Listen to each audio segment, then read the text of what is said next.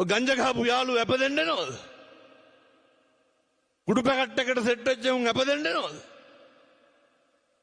මොකක් හරි වුණාම පුතේ මොකෙක් ඔක තේරෙන්නේ නැහැ නේ මේ කොල්ලොන්ට ඒකනේ කියන්නේ.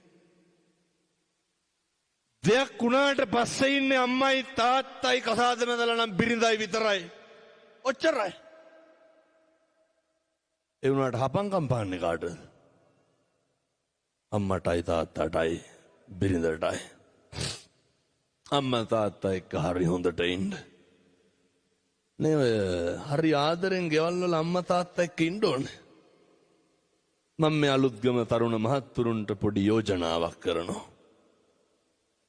දැන් මේ අද නොවැම්බර්නේ මම ජනවාරි 25 එනවා උඩකොටුවේ පන්සලට බණකට. ඉරිදා කට්ටියම එන්න ඕනේ. ඔය එතකොට මට මේක ආයෙත් අලුත් කරන්න පුළුවන්. මතක තියාගන්න.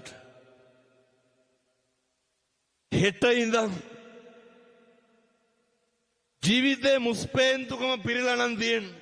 දන්නවනේ මුස්පේන්තුකම කියන්නේ මොකද්ද කියලා. ඔය ඉන්නේ කෙල ඉන්නේ මොකවත් කරන්න බැරුව.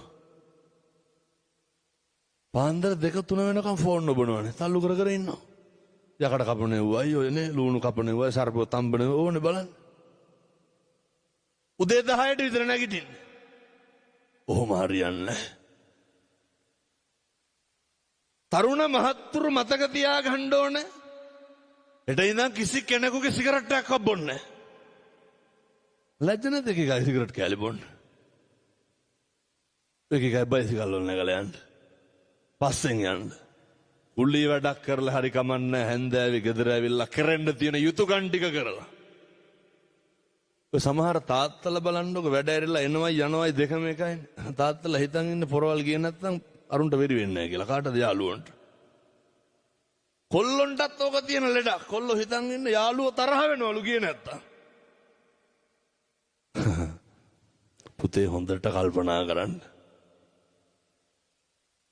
මට මාතර තරුණේ කියනෝ මෙහෙත් වැල්ලට කිට්ටුයිනේ. අමුදුරනේ පුදුම යාළුවෝ කන්දක්ලු හිටි. අසත් පුරුෂයන්ගේ අසුරේ ප්‍රතිඵලය තමයි පිරිඳ නැති වෙනවා. දරුවෝ නැති වෙනවා. දෙමව්පියෝ නැති වෙනවා. සමාජය නැති වෙනවා. පන්සල නැති වෙනවා. අන්තිමේ අපිත් නැති වෙනවා පින්නතුනේ. එහෙම නෙමෙයිද? කවුද ප්‍රිය කරන්නේ?